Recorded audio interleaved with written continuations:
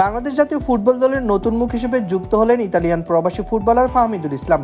তিনি বর্তমানে ইতালির সাসারি প্রদেশের অলিভিয়া শহরের ক্লাব অলিভিয়া কালসিওর এফসিতে খেলেন, যারা সিরিয়া এ লিগের চতুর্থ বিভাগে অংশগ্রহণ করে থাকে।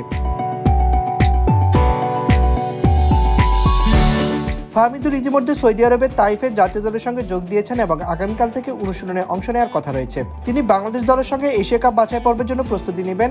আগামী 25 মার্চ শিলংয়ে ভারতের বিপক্ষে গুরুত্বপূর্ণ ম্যাচে তার অভিষেক হতে পারে লাল সবুজের জার্সিতে।